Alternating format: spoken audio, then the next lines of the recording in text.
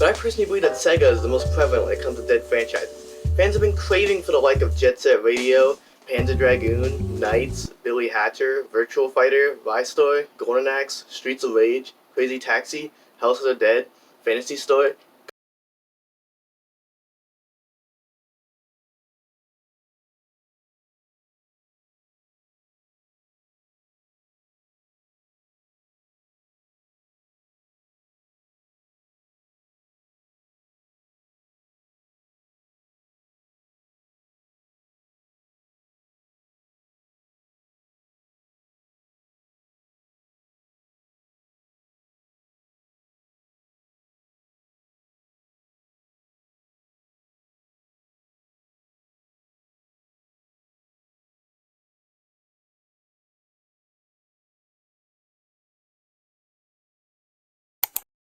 Now just a few disclaimers before we get into this whole thing. I'm going to be talking about the Switch ports of these games, except for the free PS4 exclusive ones, since this is the platform I believe most Sega fans will be buying the games on anyway. It isn't on Xbox, I can tell you that much. Another thing is, I'm only referring to the recent Sega revivals from 2019 and onward, and only the ones on actual consoles, no mobile game garbage since I don't really count that as an actual revival. I'm talking about a full-blown, proper return to the series. Now the first question I might be asked about this trend, which it's weird calling it a trend, would be why Sega decided now of all times to revival these forgotten series. Well, I have a theory. Sonic Forces. Now wait a minute, Sonic Forces sold 5 million copies, and some people on Twitter said it was the best one, so how could this be the case? Well, although this game was a financial success, it was very unpopular with the majority of the Sonic fanbase. And it's painful seeing Sonic be so mediocre while the other Sega properties are being reduced to definitely not butchered interpretations of themselves in the form of the custom avatar costumes. By peeking through a Sega Samurai report looking forward to 2017 and beyond, it mentions that there was a shift in management, combined with one of the key points of packaged games being specifically to quote, revive major intellectual properties. Now I'm not gonna say that this game served as a main contributor for them actually going through with these plans, since it seemed like they already planned on expanding the IPs, but well, all I'm saying is it's been 5 years and Sonic Frontiers still hasn't been released, and Sega's financial situation is completely up in the air, so I wouldn't necessarily be surprised if Sonic had forced them to reconsider their business strategy. They've been putting all of their eggs in one basket for far too long, so it wouldn't hurt to test the waters and see what franchises still sell. With that being said, let's start with the black sheep of the collection, brought to us by the same people who released that chicken game on the PS5, Taxi Chaos. Now immediately, this being included might be a bit odd. Taxi Chaos isn't a Sega developed title, this is a spiritual successor to the Crazy Taxi franchise. Why talk about some random indie game? Well, as it turns out, Sega actually published the title in Japan, so I count that as an endorsement. And when else am I going to talk about this game? So starting out the game, we are greeted with something very special. A loading screen. And not just any loading screen, a crazy loading screen. 1 minute and 3 seconds of intense anticipation coursing through my veins, so extreme that I can feel myself succumbing to the insanity. But probably not in the way the developers intended. Getting into the menu, we have 3 modes on offer: Arcade, Pro Mode, and Free Roam. Let's start with the Arcade mode since that's the real meat of the game. We have the choice between 2 characters, and rather than each one having their own unique cars like in Crazy Taxi, you have a menu full of cars to unlock instead. Which is a nice touch, giving some reward for repeated gameplay aside from just a score on the leaderboard. Sounds great. Let's experience the chaos that this game has in store.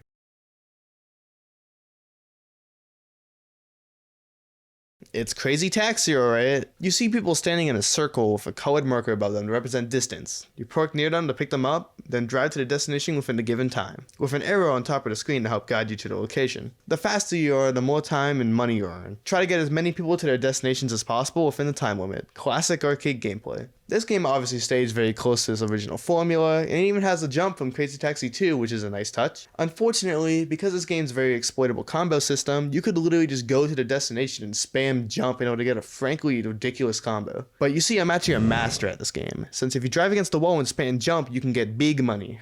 The next mode is Pro Mode, which is the same as Arcade Mode except you don't have the arrow at the top of the screen, so you have to rely on the location name and image the game gives you. Naturally, this mode is more challenging in Arcade, since it relies more on you knowing the map, but thankfully the green box that appears on the location is still there, so it's still fairly playable. Finally, the last mode is Free Roam, so it serves more as an area to practice the gameplay and mechanics and a mode you would actually play for fun.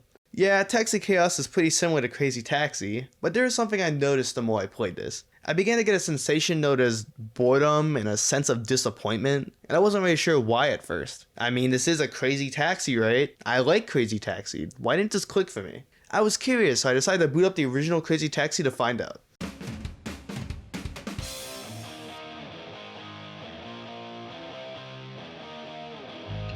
You're gonna love this.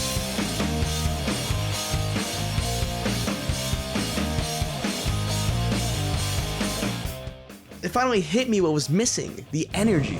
There is something to be said about how crazy Crazy Taxi really is. It isn't just a basic delivery game, it's a crazy taxi. Its unrivaled chaotic gameplay is some of the most fun arcade game experiences I've ever had. The way you fly through the streets at insane speeds while that late 90s punk rock blasts in your ears, it's perfection. It adds that perfect energy that you need when you destroy half of San Francisco driving some guy to church. In contrast, Taxi Chaos feels really flat. You have a really slow acceleration for some reason, and your top speed is actually really slow as well. For a game of chaos in the title, it's pretty tame honestly. As for the music, I mean, it sounds pretty good if this was a Game Boy Advance roller rink game.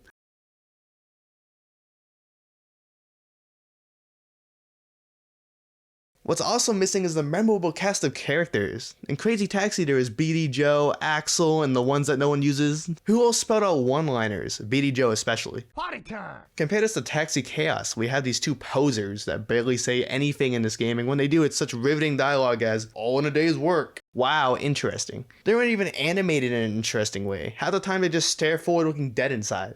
Honestly, I might think they weren't even paying attention to the road.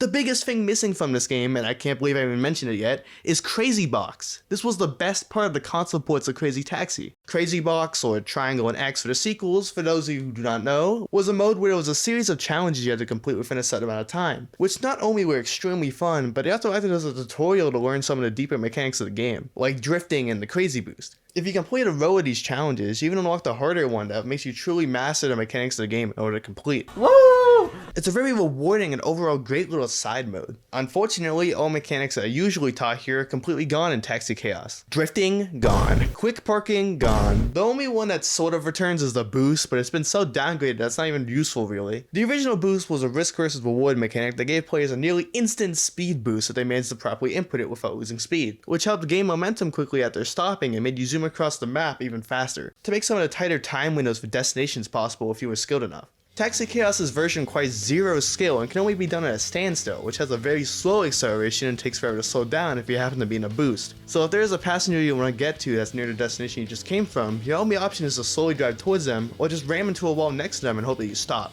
The arcade mode is also complete garbage since it's just a set timer and that's it. Picking up customers and getting a good clear time does nothing to actually increase the timer, so it's so much harder to rack up a lot of customers and get a good score. Even if the customer's timer in a game shows like 40 seconds or whatever, if the in-game timer runs out, then that's it, the round is over. Which kind of ruins any of the original arcade fun it could have had despite the weaker mechanics. All of this combined make Taxi Chaos become a very slow and boring slog. Whenever I play arcade mode in Crazy Taxi Original, I can get over a dozen people on a good run. In Taxi Chaos, I'll get maybe 5 or 6 if I'm lucky. On top of that, the Switch port of this game runs like trash. It looks like it's 480p the entire time, and the game has several frame rate hiccups, which are even worse in portable mode. Yeah, that weird frame rate? That's not the video, that's the game. What a joke. The signature questionably patented arrow doesn't even work correctly either, since the game seems to point you in whatever random direction it sees fit, only snapping in the correct direction once you've already passed the turn, requiring you to slow and waste even more time. This game really is a massive disappointment, and before you try to say that I'm being too harsh on a small team of developers, Crazy Taxi on Steam cost $8. How much do you think Taxi Chaos costs? $35. Yes, 35 whole USD on the Switch. Almost the price of a mid-tier game from a major dev team. Yeah, this game is unforgivable. The worst part is that the Steam version of this game is actually $10 cheaper, which is still way too much, but that means they're charging more for this broken port, which is actually downright diabolical. And to make things even worse, after the game release, Sega publicly stated that they never had any involvement with this game. They straight up lied to promote their game, also meaning I wasted my entire time! In fact, it makes me so mad that for the rest of this video, I'm going to use the Crazy Taxi license ranks for each game. This game is not very good, please don't buy it. These devs understand Crazy Taxi is about as well as the publishers can spell its name on their website.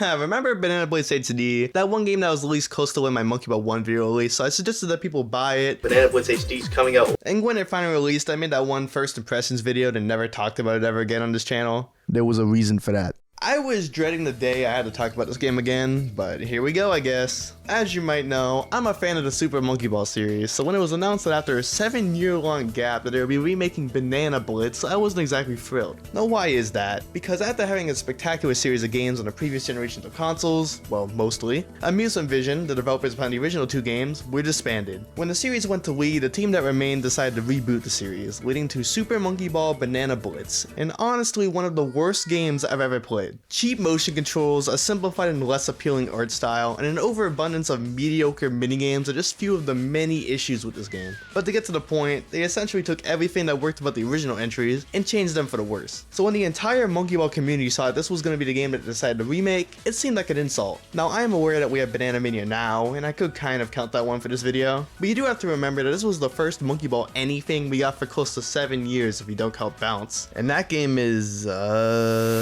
So this was most likely many people's first Monkey Ball experience due to that fact. However, the one thing I will give this remake credit for is that it wasn't as bad as it could have been. They did take time to address some of the more glaring issues, like the motion controls being removed and the 50 minigames being cut down to 10. It did appear like the developers did try to make this as good as they could. But unfortunately, some games just aren't able to be saved. Banana Blitz's problems are much deeper than just the motion controls. The fundamental design philosophy behind this game is what really kills it. Mainly the integration of the jump when it comes to level design. Being able to jump, combined with the more imprecise motion controls, leads to levels that are either so easy that they're boring, or so awkward and difficult that you question if they were even properly tested. And adding joystick controls isn't enough to fix that. It doesn't help that the Switch version in particular tends to drop the jump input, which can be extremely frustrating.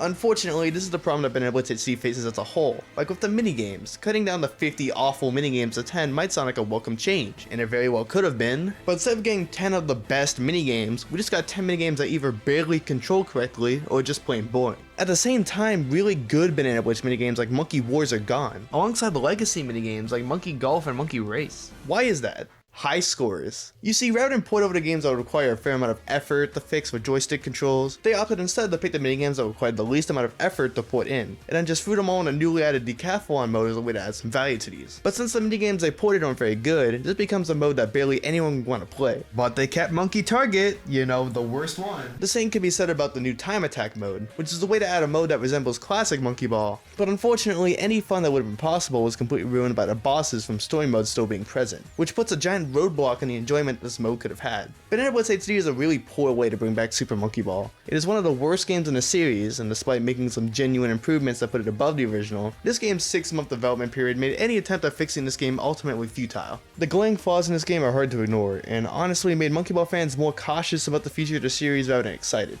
I think the issue with this remake is best exemplified by a quote from the Banana Blitz episode of the EE podcast, which you should totally check out, by the way, if you like Monkey Ball. Shameless plug. I think Jeff made an excellent point about it being alienating long term, because I've personally had the experience where I'll have friends like bring up Monkey Ball to me because they know I like Monkey Ball, and they're like, oh hey, like that game seems fun, I want to play it. And I'm like, well, what do you have? And they're like, I have a Switch. And I'm like, ah, jeez. I want to recommend it so badly because it's my favorite franchise, but it feels so bad because I'm like, I don't want that to be someone's first impression of Monkey Ball. Especially like if they hear about it and they're like, oh, like Monkey Ball has cool party game. Like I'd love to play like all these like cool party games multiplayer, because Banana Blitz, as we've already mentioned, is maybe the worst example of party games in the entire series. Oh, The for HD sure. version even more so because there's less of them. But at the end of the day, I will give it this small amount of credit. I did actually have some fun with this game, which is more than I can say about Taxi Chaos, but seriously, just play Banana Mini instead, it's so much better.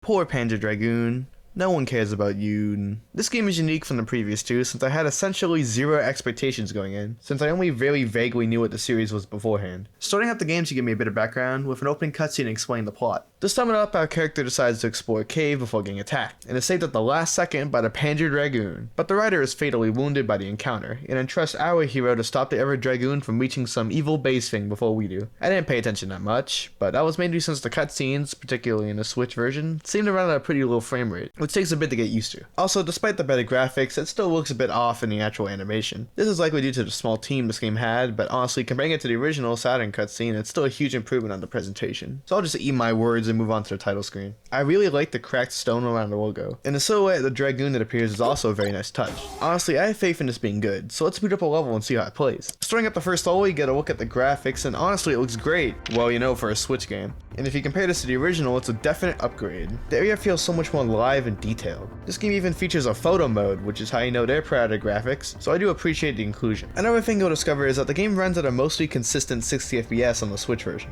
which is a big positive for me. This does come at the cost of the resolution, but this is the Switch, so that's kind of a given. Second party Switch games struggle to even reach a consistent 30 because Nintendo refuses to make a Switch Pro, and so you know what, I'll take what I can get at this point. There does exist a performance mode and a graphics mode in the options, but honestly you have just as good of a guess of what impact it has on the game than I would, since I could not tell a single difference while playing. Moving on to the gameplay, this game is an on-rail shooter. You can think of series like Star Fox, which is very similar to gameplay-wise. But you see the series are very different. In Star Fox you fly around and shoot in a straight line in a spaceship. While in Panzer Dragoon, you fly around and shoot in a straight line, but you're a Dragoon. Also, it's not furry bait. No! Alright, that's not all that's unique to Panzer Dragoon. For example, you can look in all 4 directions rather than being locked to one. This adds an extra level of strategy to the combat, since you'll need to turn to account for enemies moving around you. Although this is mainly useful during boss fights and isn't actually used that much during the actual levels. Nonetheless, it's a really interesting mechanic that adds some minor depth to the gameplay. Another thing I really like about this game is that it's challenging. If you don't pay attention, you'll likely die a fair amount in some of these stages. I barely beat some of these stages by the skin of my teeth, and I was playing on normal. I'm not sure whether or not this was because of the actual game design or because the charge shot is a useless mechanic against tougher enemies, but it was nice having to learn how to utilize the mechanics at my disposal and actually overcome a threat.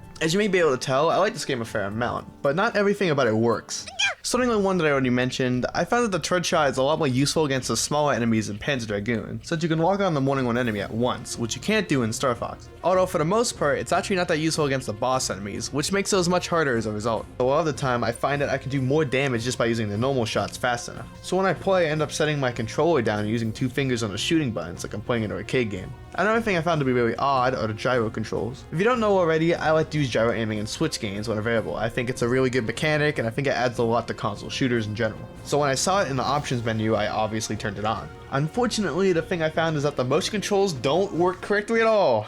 Instead of moving the cursor in a smooth motion like you would expect, it's just straight up broken. This game seems to try to emulate D-pad movement or something, I don't know. I've tried to use multi-controllers, but no, it's just broken. This is actually footage of me trying to use the motion aiming. This isn't the biggest deal breaker in the world, but it is a clear mistake that I find odd. I guess you would have to go with the Steam version to use proper gyro, which is a huge shame. Another thing that bothered me is that there isn't any way to dodge. Alright, that's not entirely accurate. There actually is a way to dodge, but only when you're in low health. But nowhere in the entire game are you taught this. No hint screen message, no tutorial pop-up, not even in the control screen. You are expected to figure it out on your own, which sounds kind of dumb when you think about it. Hiding mechanics like this is a secret. Granted, this isn't required to beat the game, but not knowing this does make the game more difficult, so it's a bit scummy to not hint towards it in any way. I had to find out through the Nintendo Switch news section, which is not how your players should have to figure out mechanics like this. The biggest, most glaring issue with this game, however, is the length. This game only has 6 levels, and they aren't particularly long either. You could probably beat the whole thing in about 2 hours, and for the $25 asking price, that could be considered a bit steep for some. This game does soften the blow with a bonus mode you unlock after clearing the game called Pandora's Box, which allows you to select any level you want and play it with a few modified settings like faster speed or infinite health, which is a nice distraction, but ultimately the game's length is its biggest flaw by far. If I'm being honest, I do like this game, but I don't love it. There was a lot here to enjoy, especially if you like games like Star Fox to any extent, but the short length and the every issues I mentioned brings this game down. I will still recommend this one despite its issues. Although the official Panzer Dragoon Twitter account hinted at a Panzer Dragoon 2 remake releasing, so hopefully they can fix all the issues with this remake in the next one. Editor's note, it's been a little bit since the first game released, and we still don't have an update on the sequel, so I guess take that information with a grain of salt.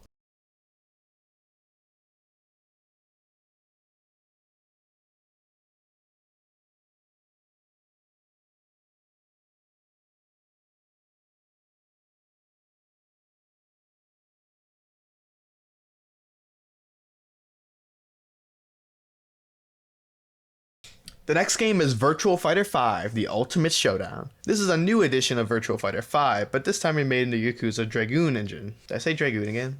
This was originally announced during the 2020 Tokyo Game Show, and as you can imagine, it was met with overwhelming praise.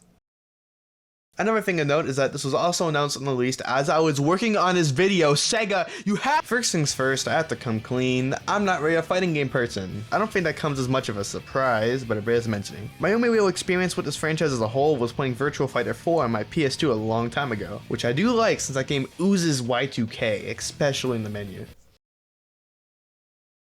Yeah, that's the good stuff. While loading up Virtua Fighter 5, it becomes real apparent that this is indeed a game in the Virtua Fighter game franchise, alright? The first thing you see when entering the menu is a screen to the right that plays a battle between what I assume is two CPU players. This game definitely is focusing on the online content rather than the single player, with all the solo stuff being in tiny boxes on the bottom of the screen, which makes a lot of sense. Fighting games are primarily a competitive genre, which makes it very suitable for online. With that being said, my internet is borderline worse than dial-up connections, so the majority of what I played for this video was single player. So how did that go? That same 3D fighting gameplay the series is known for is intact, and I'm still not great at it. If you don't know what these games are, it's sort of like Street Fighter if you could also move around your opponent instead of just being in a 2D line. Wow, Ninja, you mean the 3D fighting game series in 3D? Yes, alright. Talking about the combat feel in a fighting game is like me talking about the deep lore of Chicken Shoot for the Wii. The point being, I'm great at it. One thing I can talk about is the graphics, which honestly look very, very good for the most part. Just going off of comparisons between this and Final Showdown, the previous version of VF5, the Dragoon engine definitely made this game look significantly better than the original. Honestly, the only parts of this game that look off are the few 2D background elements that are presumably retained from the past version. But if you actually touch grass every once in a while, then this shouldn't bother you too much. Otherwise, it looks very nice. But yeah, when it comes to combat, it feels good to play. I had a fair amount of fun playing arcade mode, even if I got absolutely destroyed by the later opponents. What is here seems like a good fighting game. I should probably watch some other people play this to get a better opinion on it. Well, thankfully one of the main features of this game is the ability to create and join rooms, sort of like the arenas from Smash Bros. Ultimate, except not garbage. When watching matches online, you can react to what is happening with preset messages or little emojis, which is a nice touch. I like this aspect of the game a lot. I'm not sure if it's a standard across modern fighting games, but if not, then it should be. On a somewhat related note, when the game launched, it was released alongside a DLC pack containing a ton of outfits for characters, more emojis for spectator mode, and 180 songs from the previous game. But most importantly, skins for every character based on the original Virtua Fighter models. Now, I could very easily hate this decision, since having legacy content like this locked away behind DLC in any game is always super annoying and very transparently a cash grab to me. Now, granted, the DLC itself is actually really neat, and seeing the realistic backgrounds with super low poly character models is absolutely amazing to behold. The game with the DLC pack is $30 either way, so honestly I think it's worth the value, so I can't be too mad at it. They even later made new DLC with the Yakuza characters, which is pretty amusing and probably what people would want in a game like this. But yeah, as far as I never play fighting games, McGee over here can tell, Virtua Fighter 5 Ultimate Showdown is a good game with a nice budget price. Bear in mind I didn't actually play this online, so I have no idea how good the netcode, any of that technical knowledge I don't know is, but the actual game itself from a mechanical and graphical standpoint was excellent. I like this one, and I'm sure if I'm wrong there will be many people telling me in the comments.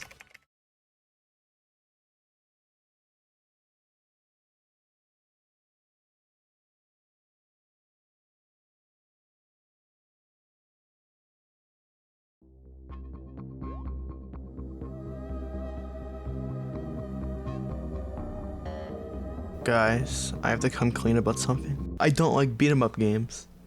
I didn't think I'd have to make a YouTube apology so early.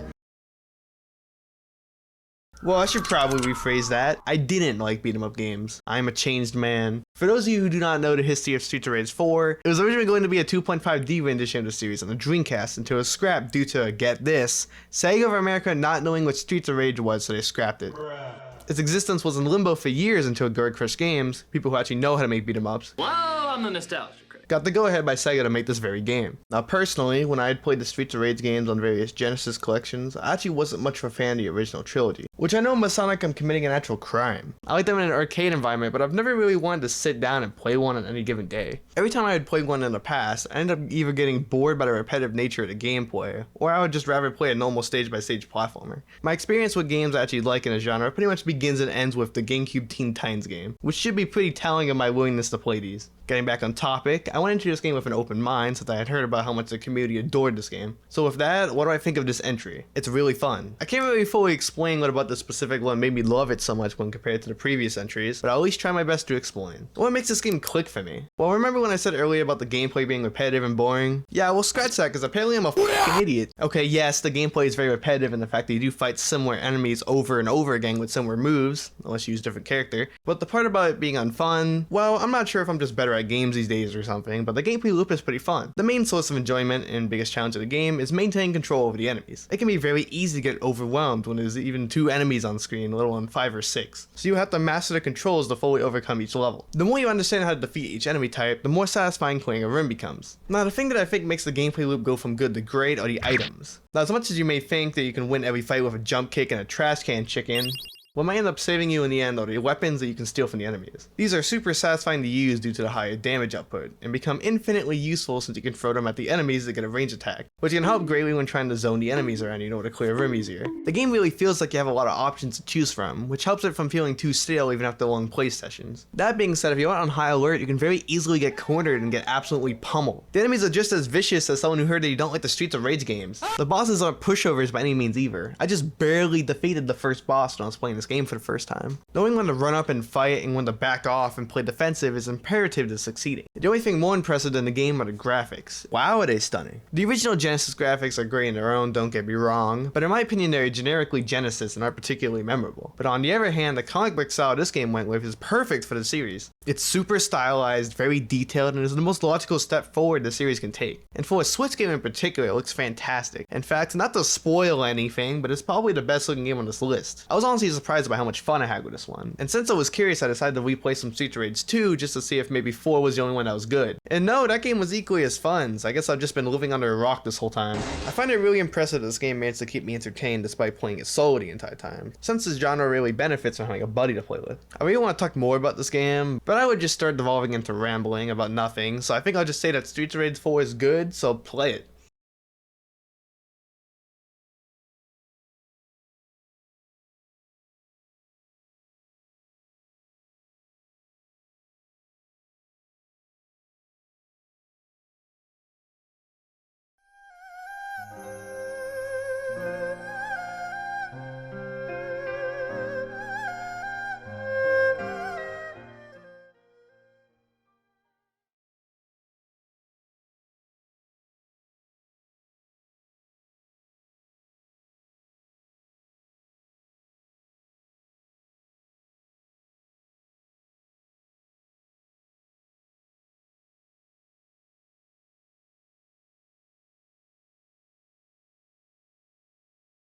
Oh no, not this one. So if you aren't familiar with the Shenmue franchise, let me summarize it for you. Take a Yakuza game, then remove any part of the game that's actually fun and well designed. Then you have Shenmue. Alright, that's not entirely fair. The first Shenmue game was very influential and important to gaming history, especially when it comes to storytelling and graphics. It was very impressive for its day. The cutscenes and story are well animated and tell an actually deep and compelling narrative, you know, for the time.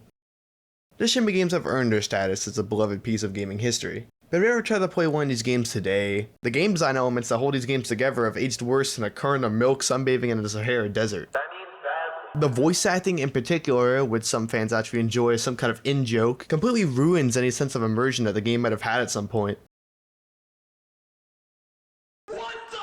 Shenmue games are just bloated, boring, poorly voice-acted real-life simulators. Very antiquated examples of genres that later grew to surpass the original game, at least in my opinion. So you would hope that with Shenmue 3 releasing 18 whole years after the previous entry in the series, that they would update the game to modern standards in order to make a game that's improved in every way, and accessible to a modern audience. Well, wouldn't you believe that they made it worse in every possible way? Well, I hope you said yes, since you can experience exhilarating gameplay such as talking to villagers, and just to switch it up on you, you can talk to more villagers.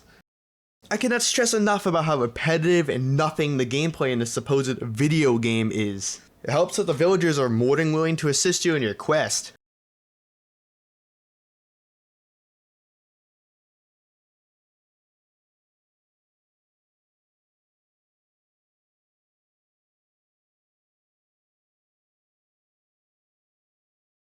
The goal of the game is supposed to be to get information in order to locate a man that killed your father. But in order to get that information, you need to either talk to villagers or fight people in order to get them to talk. But the problem is that Ryu is very weak, so you have to train. But as you get your butt kicked trying to train in order to gain power, you lose health, obviously, and you train a lot, so you need to keep buying health items in order to train more. So how do you make money? By doing everybody else's chores?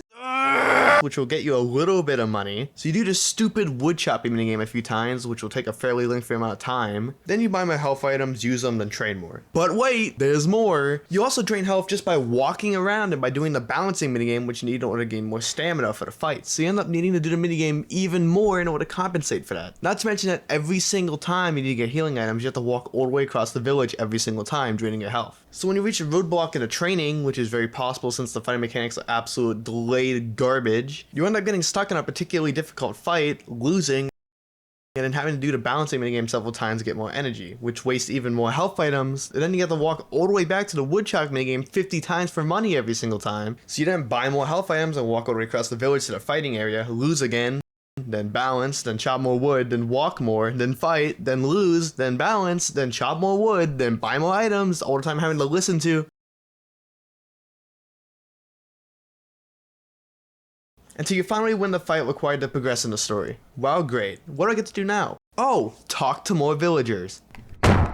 This game is absolute trash, even by Shenmue standards. Never play it unless you really want to experience it for yourself, but I highly don't recommend it, since it doesn't even progress the Shenmue story at all, which is supposed to be the whole reason fans are willing to put up with the mundane gameplay in the first place.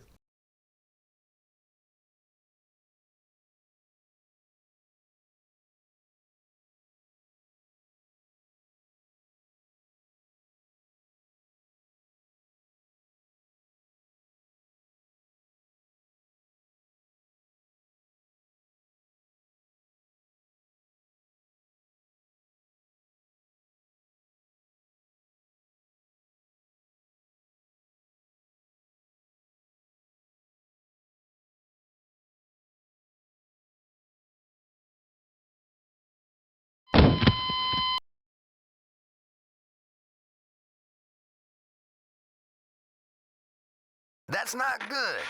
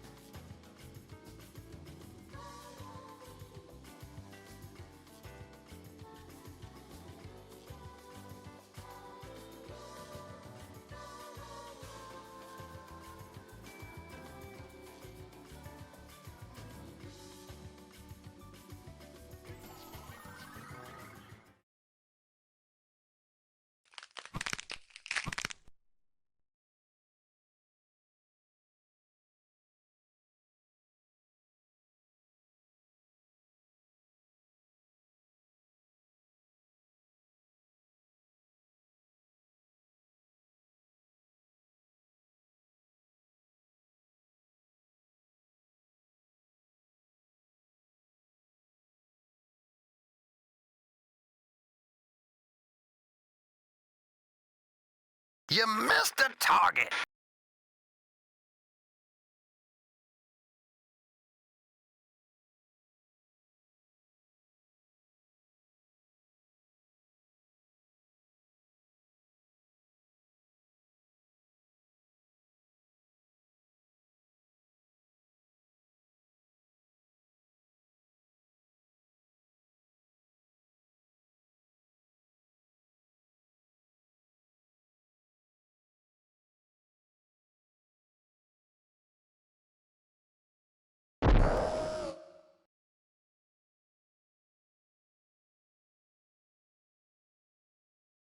Hey, hey, hey, hey, hey!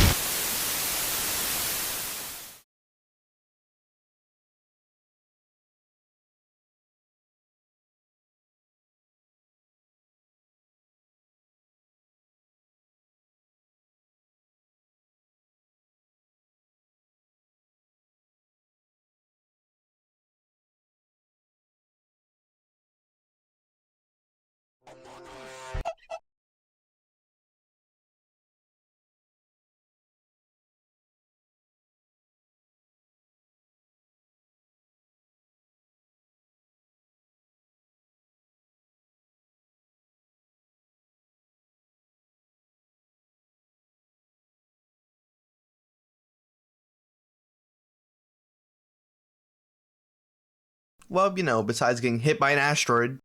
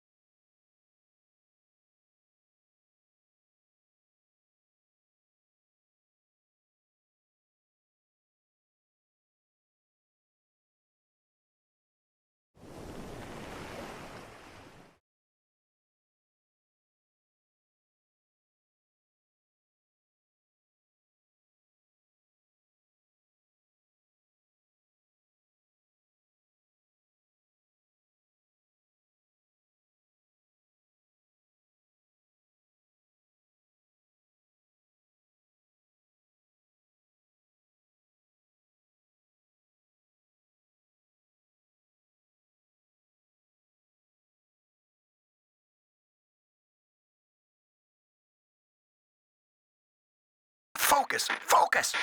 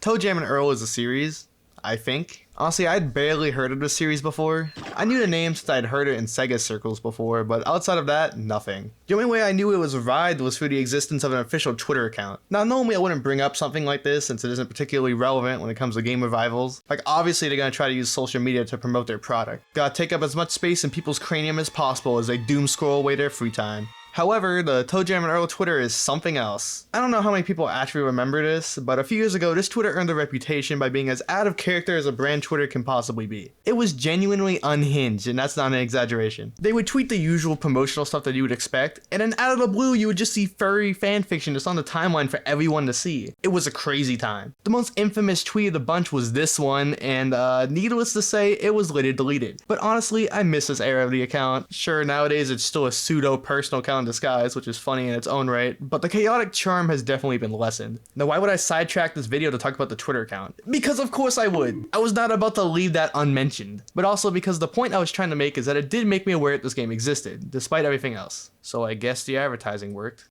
What is a ToeJam and Earl game like? Well, I wanted to understand what I was getting into, so I decided to do a quick peek at the original game. It absolutely oozes the 90s. The shades, the backwards cap, the vomit-inducing bright patterns of the background. There was no other decade this could have been produced in. It radiates that radical 90s energy, yeah! That being said, much like nuclear energy, overexposure poses a great threat to one's health, so I will skip the intro and just get to the gameplay. The goal of the game is very simple. You have crash landed on Earth and you have to retrieve your missing ship parts so you can escape. Sounds familiar. The gameplay loop is pretty straightforward, all things considered. It is a 4x4 exploration game. Each floor is fairly spacious and requires a lot of aimless wandering in order to find the next teleporter. Thankfully, there's a map you can pull up, so getting lost isn't too much of an issue. The game will tell you if there's a ship piece on the current floor, which will require much more exploration in order to reach. But otherwise, the goal is to locate the elevator and get the heck out of there in order to hopefully get another ship piece. This is all well and good, but there has to be more to do in each area in order to make going through all of this worth it, right? Well, the main appeal of the game is the present mechanic. Well, as it turns out, Earthlings are actually horrible, disgusting monsters who program some of the most irritating enemies you'll ever face. Whether it be a group of bees, a devil, or a hamster in a ball, they will hunt you down, so you need to defend yourself. How?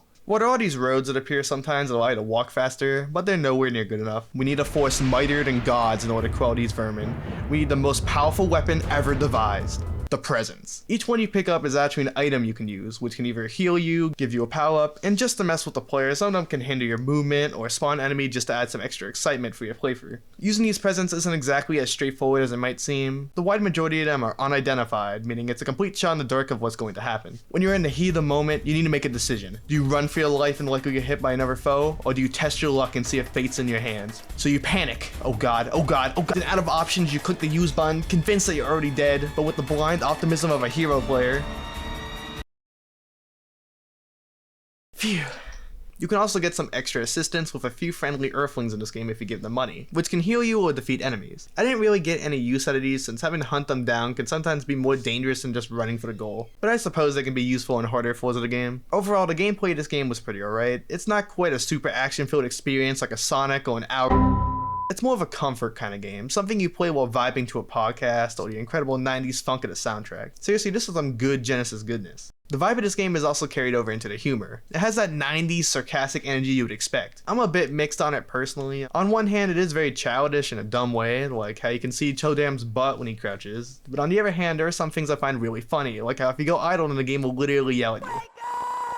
The original ToeJam and Earl isn't quite my thing, but I can respect it for what it is. Now that I've gone that whole tangent out of the way, let's talk about Back in the Groove. Being led by the person who created the original ToeJam and Earl, which is pretty based, this game still retains the structure of the original. Same level by level roguelike gameplay, same presence, same 90s aesthetic. So what is new about this new one? Well, the humor of the game has been improved in my opinion. Sure, you still have the very childish 90s stuff, which I'm not a fan of, and the root beer present that still makes you burp, which is just as annoying as ever. That being said, it is nowhere near as grating as the noises the enemies make. This game did have moments that I thought were genuinely funny, like a present that spawns a giant "I'm here" sign for the enemies to notice you more. Or when you pick up $1, the game has the exact same reaction I have when I get a new paycheck. Unlike the original Genesis game, the levels are littered with trees, bushes, and houses which you can shake, which is an improvement since it adds more things to interact with in the level, as well as being a source for getting presents. It also doubles as an opportunity for the game to try to drop a bowling ball on your head. Haha, you missed! Something tells me that wasn't intended. Shaking the trees can also spawn a parking meter, which acts as a Korok-style puzzle of chasing them down. And when it's done, it'll either give you money, spawn an enemy, or open up a warp zone to the Hyper Funk Zone, which is a nice minigame distraction from the main game that requires you to dodge obstacles in order to gain XP. It is way more fun than I'd like to admit, and it makes going after the parking meter worth it on its own. But that's kind of sidetracking for the main improvements of the game. For example, now there are a total of 9 playable characters, upgrading from the 6 in the previous game. Every character and enemy are animated with an excessive amount of motion tweening, which looks kind of odd, odd, but I suppose it fits the general hand-drawn art style, but I felt like it was worth mentioning. The enemies and allies have been heavily expanded upon as well. There are now 60 enemies in the game, which sounds like an impressive number on paper, but a majority of the enemies still behave pretty much the same as the original game, and will very easily gang up on you if you aren't careful, so it's best just to stay as far away as possible. I guess the majority of the new enemies just serve to be some kind of visual parody, whether it be phone bad. I will say one aspect that I actually really enjoyed was how the difficulty scales with the amount of floors you clear. For example, you begin to find evil versions of the mailbox and the teleporter, which requires you to pay more attention to your surroundings, otherwise you'll take massive damage, or in the case of the teleporter, you'll be sent one floor downwards. It genuinely caught me off guard and I appreciated how clever it was. The game does give you more options to dodge enemies thankfully, with the sunflower serving as a way to get enemies to stop chasing you, and the road system from the original returning. I would still say that dodging an enemy chasing you is still borderline impossible unless you get an upgrade. Like seriously, I am trying absolutely anything to avoid these guys and I'm still get hit. It's garbage. Come on! Speaking of upgrades, there are now significantly more allies of varying usefulness. The worst of these are the ones that just heal you for a certain amount of money, since this game has multiple presents that are just food, and there is a sushi making ally that just gives you food as a present slot, so naturally they become essentially useless. Anyway, Gandhi's in this game, yeah, not a joke. He creates a circle of healing wherever he goes, which is pretty based. Unfortunately, I can't say he is super useful since he acts on his own accord and ends up being stuck in one section of the map. Typically not where he would be useful. Now, as far as the good NPCs go, the Wise Men is one that's been in the series since the first game, and will upgrade you once you get enough XP, allowing you to have more health, move faster, and just generally make the game actually playable past 410. But honestly, I didn't care for any other one except for the dancing minigame one, since it's a fun distraction and gets you XP and money for free. The rest can be useful, like the opera singer that defeats enemies. Besides that, the wide majority of these won't help you too much. Overall, Back in the Groove is a welcoming update to the original game's formula, but it is still not my thing. Walking around can still be quite tedious, and having to go through several floors without a ship hurt is really annoying, and also time consuming. Even with the present mechanic and plenty of enemies at your disposal, you'll take so much damage that you'll never want to get close to enemies given the choice. And I know you're supposed to get a ton of XP by exploring in order to level up, in order to keep up with the scaling difficulty. But unfortunately, I just don't find the exploration in this game to be very fulfilling long term, since it really does feel like busy work most of the time. You pretty much have to force yourself to use presents very often in order to keep things fresh. And I find myself not doing this since most of the time I don't know what they are, and there is a very real chance that I'll get a bad present, one that just puts me in more danger than I was before. So what ends up happening is that you'll just keep playing very samey levels over and over again, with not much gameplay variety aside from it maybe being snow occasionally. Then you finally get a floor for ship part very, very slowly. I had a run where I went for well over an hour, and I'd made it to floor 17 with 4 ship parts, only to accidentally use a present that killed me, leading to a game over and all my progress being for nothing.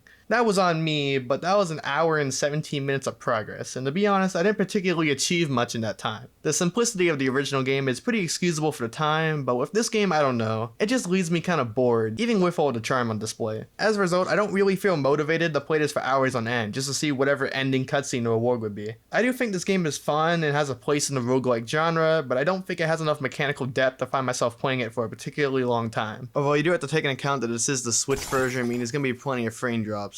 The game seems about as interested in running as I am in playing it. I do understand the appeal of this game at the very least, but I find this one kind of hard to recommend, unless you're already a fan of this genre. Although this game does go on sale fairly often, so honestly, you know what, despite what I've said, get it on sale if you're interested, since this isn't bad for a couple of hours, even if it didn't fully click with me. With that being said, as a revival for ToeJam and Earl, it does the job much better than the majority of the games I've covered. Yeah, I should have expected that.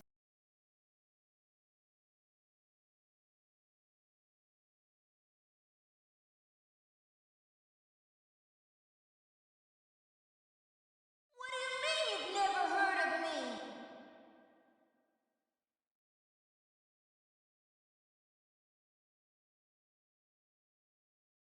Let's get this one over with. Another game that was released after I started writing this video. Now, if you're unfamiliar with Alex Kidd, it was Sega's biggest franchise on the Sega Master System, at least according to VG charts. So remaking this game doesn't seem like that unrealistic of an idea. So if this game does hold up, it should be a great way to introduce new players to the franchise. Since I had purchased this game physically, it ended up being more expensive since it comes with a keychain and a black and white instruction book in order to replicate the Master System. The cartridge is even the red and black look, and the game has a reversible cover that looks like the original horrible graph paper cover, which is a really nice touch that I think adds a lot to the experience. Now, as far as the actual game goes, it's a fairly standard platform at the time. You jump around, punch blocks, and die every second due to unfair enemy placements. Yeah, this is a certified 1980s 2D platformer.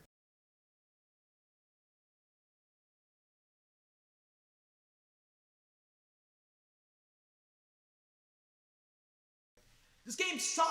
At some point, game developers decided that it was a better idea to, instead of designing good levels, to make the level as hard as possible to artificially increase playtime. I'm aware that people like these kinds of games, but I'm personally not too fond of them. Now thankfully you can enable an infinite lives option to make the game actually playable, which I do appreciate. Now the remake obviously redoes all the visuals to make them more modernized and nice. Every level has a lot more detail and the game looks really good for being a Switch game. They even added new weather effects and details to certain levels just to add more visual variety to the game overall, which is a really good touch. Now I will say the redesign for Alex Kidd does look awfully familiar. One fun aspect of the remake is that they allow you to choose the different food options from the other regions, so that the food you grab at the end of the level can be whichever one you want.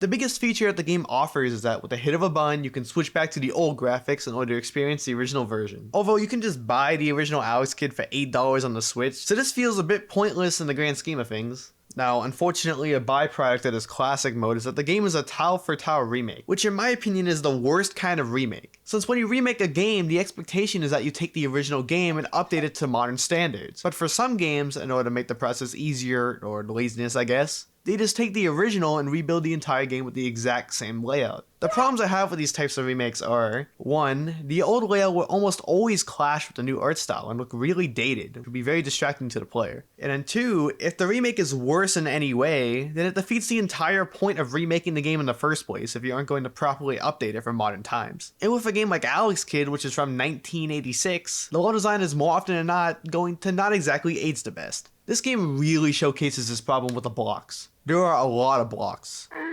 Now this is easy to forgive in 1986, but nowadays there is much more to be expected of video games than to have blocky platformers. A good platformer has more dynamic shapes that feel more like a natural area rather than just a bunch of blocks in the world. Take Super Mario World where sure there's still blocks, but there's also slopes, moving platforms, and obstacles that make the level feel more like it's in a natural area full of hills, cliffs, and various obstacles put in place by Bowser. In Alex Kidd, however, most levels are very flat, with several square platforms that you must punch through in order to defeat one enemy or get a few coins out of it. When the average Mario Maker level has more going for it than your $30 game, that's not really a good sign. What I'm trying to say is, a game like Alex Kidd could have been given better treatment by designing new and dynamic levels based on the original game, which there clearly was some intention to, seeing as they designed beautiful new backgrounds and level themes for the game. If anything, the remake graphics makes the decision even more confusing, since the original graphics at least match the game. In the remake, it really looks like a bad custom level for an Alex Kidd fan game more than anything. The straight line levels are also extremely dull. There is really no variety in the gameplay at all for most of the game. You just go right, and go right, and go right. It gets old extremely quickly. That's probably honestly why the game is so hard. They needed some way to make the game memorable. To the game's credit, there are 2 castle levels in the game, which are actually quite fun. They use a non-linear approach, and you have to go through a maze of sorts to reach the boss. As fun as these are, they are really short-lived when compared to the rest of the experience. Anyway, on the topic of controls, at first I found the controls to be too slippery, and the hitboxes to be extremely unforgiving.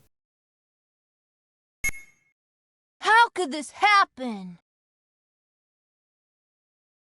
I don't know, maybe those giant ears he has keep scraping the enemies. Thankfully, if you go to the options menu, there is a new control option that makes the game much smoother and forgiving, with hitboxes that aren't utter trash. I appreciate the effort made to have an option for better controls, but that should have been the original option for controls rather than sticking with the unforgiving settings that are akin to the original game. That would be like if they remade a game known for having extremely precise controls, only to make it feel like a trackball instead, which they obviously wouldn't do. I understand that this was done in part because some areas aren't accessible with the improved controls, but this really shows why making a tile-for-tile remake is more trouble than it's worth. I think the biggest example of what I'm talking about is Jenkins Castle, one of the final levels of the game and the worst offender when it comes to bad level design. You're playing the fortress, it's actually pretty fun until you reach this room. Seriously? A small room full of tightly confined spike blocks? And this is the water room, meaning you constantly float upwards and you need to press down to lower. How am I intended to dodge this? So naturally, I begin to try to precisely weave through this Teenage Mutant Ninja Turtle NES style bullshit. Maybe it won't be too bad? This room is ungodly. I can't believe actual programmers made this. This entire game, this entire level up to this point. Sure, the level design wasn't good, but at least it was fair. I will never forgive whoever made this abomination. Oh, wait a minute. You don't die if you hit the bottom of the spikes as long as you don't press up? Why?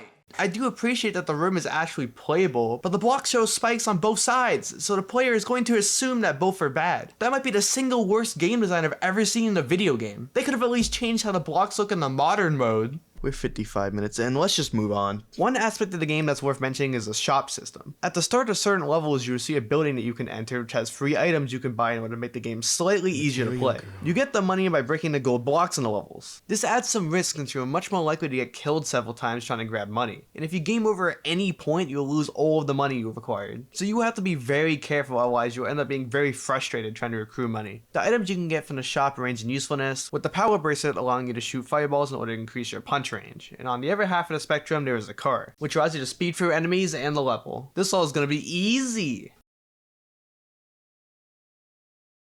Alright, I'm done. Yeah, if you hit anything, the car will instantly explode and you realize that the car is actually a scam. Every time I bought the car, I immediately crashed.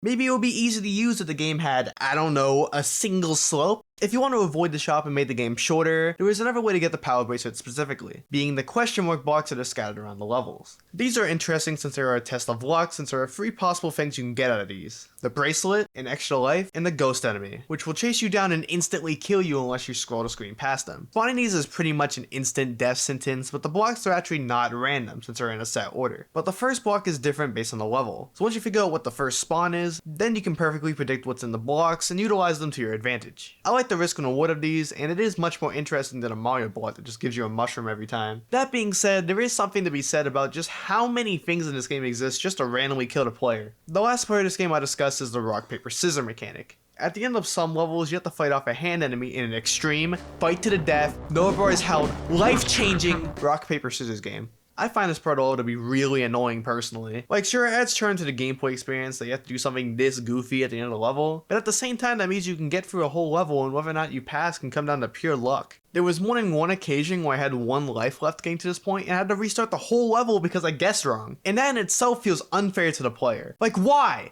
Is the game not hard enough? You literally just had to add a 1 in 3 chance at the very end. Thankfully, to the game's credit, the actual moves the enemy makes aren't randoms, so once you lose once, you can remember what they played and beat them instantly. There is an item to see what moves they'll make in order to avoid this, but I still hate that there is the mechanic that is inherently luck-based that is required for progression in a game that already feels so artificially difficult. In conclusion, I'm sort of torn on this game. The remake clearly has a lot of passion put into it. Everything is animated beautifully, and with the settings turned on, it controls much better. And they put in a lot of effort to update this game as much as they could. I don't blame the developers at all for how this remake turned out. To be honest, this game was pretty much doomed from the start. The problem is, by making a game that is a literal tile per tile remake, you keep every single issue that the original game has. All it really does is show just how outdated the original game was, and really just makes me wish that they either remade it from the ground up or made another sequel instead. Alice Kid just really isn't a unique enough franchise to get a game like this. If you're in the market for a retro pixel art styled platformer on the Switch, then there are numerous examples of games that do that way better than this game does. Alice Kid just isn't a household name for a lot of people, so at the end of the day, this game just feels like another generic platformer on the Switch.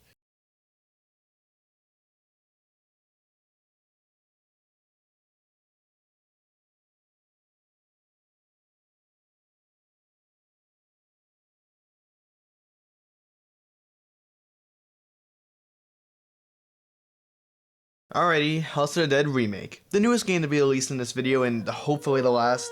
It was developed by Forever Entertainment, the same team as the Panzer Dragoon remake, which probably explains the whole sequel remake delays, and should make me a bit skeptical since the reception to that one wasn't particularly great by fans. This does beg the question as to why they're remaking House of the Dead 1 specifically. I do understand that the original game was from 1996 and hasn't seen a home port since the Sega Saturn. I could understand why Sega would want to remake this particular game, seeing as it would be for a modern audience, who most likely has never played a House of the Dead game. The issue I have with this decision is that there was a new House of the Dead game released in 2018 called Scarlet Dawn, which would have been a more logical game to port instead. My guess is that it's more marketable to remake the old title since there's a lot more nostalgic value toward it, which I can't really argue with. That being said, I did get an opportunity to play the original House of the Dead arcade cabinet during the production of this video, so I guess this works out perfectly in hindsight. So how does this remake stack up then? Well, the main menu starts by giving you the worst possible first impression.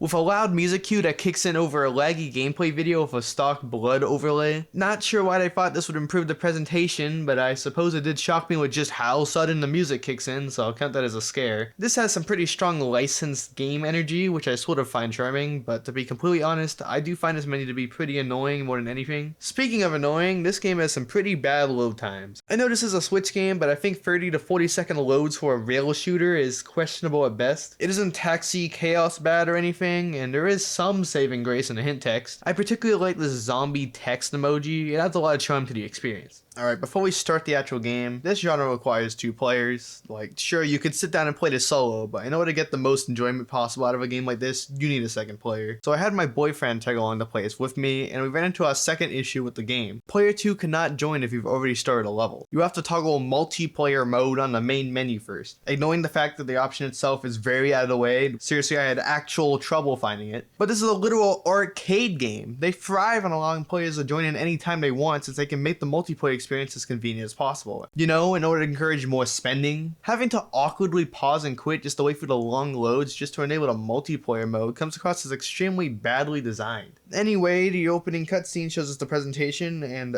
it's something. The goal of the game is to control 1 to 2 emotionless protagonists as they investigate the mansion. Along the way, they meet many characters, like this dying guy, for example. The cutscenes in this game are best described as inhuman. Everything feels off about the way that everyone speaks and looks. I'm convinced that everybody has already been zombified before we've even entered the mansion. The janky movement, the lack of facial animations, the character models, you can see their brain rot occurring in real time. I think it's best if we just start putting them out of their misery.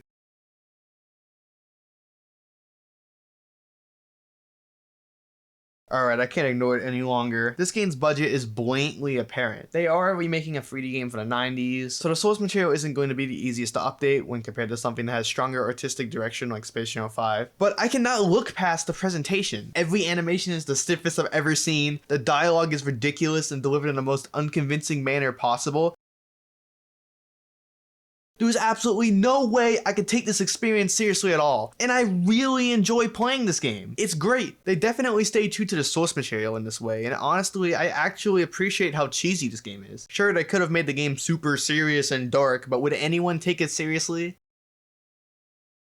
I doubt it. Having every character move stiff as hell towards you to exchange laughable dialogue only adds charm to the experience. The voice acting is equally as memorable as the original games too. In fact, I would argue they made it even more cheesy. They took House of the Dead's over-the-top nature and cranked it to 10. I spent most of my playthrough just laughing along at how serious the tone of the plot is when combined with the cartoon-esque gameplay. I could sit here and tell you this game is trash or something, but honestly I had a lot of fun with this game. I do believe that the cheesy presentation and voice acting are things that were mostly done on purpose in spirit of the originals. So if that is the case, then I think the dev team did an amazing job utilizing the resources they had to lean into the low budget as a strength. Alright, I've taken the presentation part of my generic YouTube structure cheat sheet, so let's move on to the gameplay, which is where this being the Switch version ends up being beneficial. Since this game has gyro aiming support in order to emulate using a Wii pointer to aim or something similar, the entire structure of the game is to have quick reflexes and reaction time in order to eliminate the zombie hordes without taking damage. This also ties into an optional objective to save the civilians trapped in the mansion, which is told to the player in the very intro of the game. Trying to do this with horrible joystick controls is way more cumbersome than it's worth, so just use the gyro aiming or the PlayStation Move, I guess. The zombies themselves are plentiful in number. You can't go more than a few seconds without them walking around corners or ambushing you, which helps keep the game exciting. And the game takes immediate advantage of this by testing your trigger discipline, since they love to throw civilians on screen, either directly in the middle of a zombie horde or with a camera pan to a new room, just so you can accidentally feel like a horrible person. Seriously, I felt so bad every time I did this. This high octane gameplay also puts the absolutely amazing ragdoll physics on prominent display. The image of Jim Carrey from The Mask being absolutely blasted into ragdoll form is something that I think will stick with me my entire life. These put the final nail in the undead coffin for this game being taken seriously. This proves that the developers had to be self-aware about the goofiness in this game. You could add cartoon sound effects to this and it would be hilarious. But this does begin to show some of the inconsistencies with this approach, since despite the amount of comedic elements present in the game, it is still an M-rated horror game. There is still blood, and zombies will be dismembered in pretty gnarly ways. It sends a bit of a mixed tone. I guess I could just change the color of the blood in order to match the lighthearted tone. Oh wait, that's only in the PC version. Thank you, developers. Although Doom Eternal allows you to collect cute toy versions of the demons, so I think I'm just looking too deep into this. In reality, the only part of the game that bothered me enough to mention is the final boss of the game, Magician.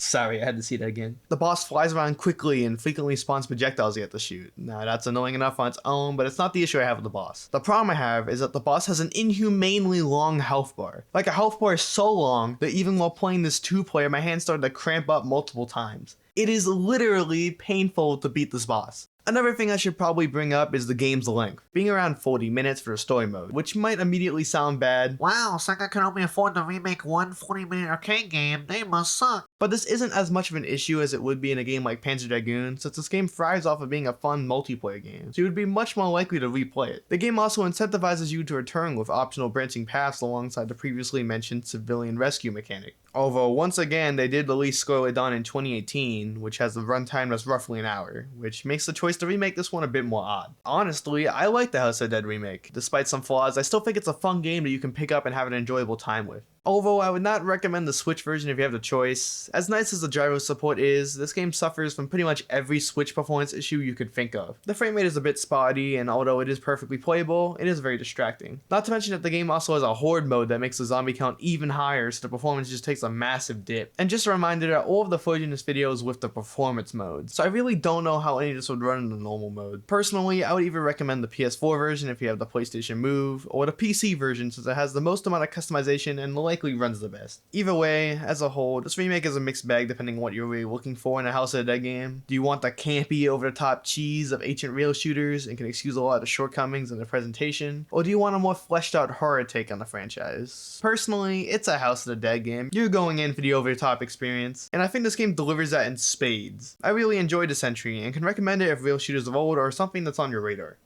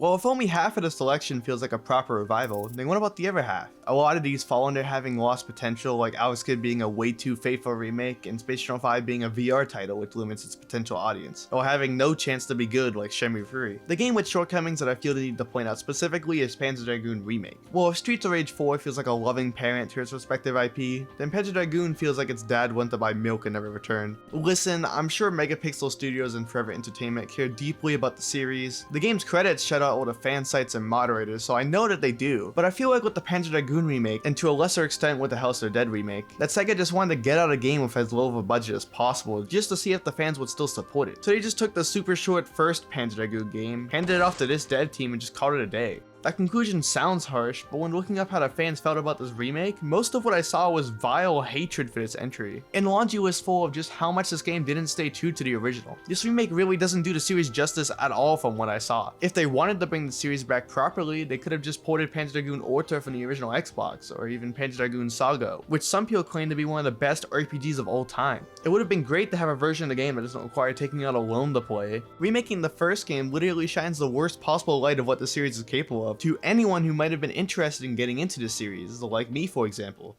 These kinds of issues extend to almost every game I covered here. Firstly, the length of the games. Space Channel 5, House of the Dead, and Panzer Dragoon are all less than an hour as a complete package. I can't help but feel that a lot of these remakes really struggle to justify their price tags, which is a really concerning issue to have when most of these games are less than $30. Maybe Sega really wanted to just rush out as many IPs as possible to see which ones people would buy, and didn't pay much attention to how the fan bases would react to these releases. Like how they brought back Super Monkey Ball, which used to be a critically acclaimed, high-selling franchise during the GameCube era, arguably around the popularity of Sonic at the time. The fans were clamoring for a game that would bring the series back to the heights it had reached back in the day, since its track record had been rocky after the GameCube. Instead, Sega decided to remake the worst game in the franchise, purely because it was a Wii launch title that was riding off of its previously earned reputation, despite the fact that the fans absolutely despise this game and attribute it with being the reason why the series died in the first place. I really want to appreciate that Sega is trying to make new games for many of these series that frankly deserved way better than what Sega has given them. The game I could point to with the most amount of praise is Streets of Rage 4, but that was created because the developers approached Sega themselves in order to create their passion product. All of the games that Sega released themselves have felt underdeveloped, poorly conceived, or rushed, or possibly a mixture of all three. The part that makes this all worse is that this is Sega we're talking about. They are the kings at making memorable games that ooze effort and stick with their players. These remakes just feel like soulless cash grabs, and that makes me really sad. I expect so much better from this company. I really wish I knew why this was the case. Maybe their luck has finally run out and they need the money more than ever, so they just have to throw out anything and hope that it sticks. Maybe they save all of their budgets and time for Sonic, Yakuza, and Atlas, so they can't afford to risk putting money into quirky new ideas and would rather focus on what works. I suppose those could be the reason and would make sense. At the end of the day, I just want to see them be the best they can be, so I hope they learn from these and improve. With this being said, Sega isn't completely down and out yet. I think they can bounce back and start putting out bangers again. Super Monkey Ball isn't quite at the level of quality that I would like at this moment, but they've been making steady progress getting it back on track, so the next entry could be exactly what the fans want, hopefully. Despite Sonic Forces being a complete embarrassment and Frontiers having a gameplay reveal on par with a D-tier Nintendo Direct announcement, subsequent news has made it look like it's going to be a banger game. Even if all else fails, they still have Atlas and Yakuza, which will pretty much always succeed. I was extremely negative towards the end of this journey, but it's just because Sega as a company has so much untapped potential that I want them to utilize. I know they can reach it,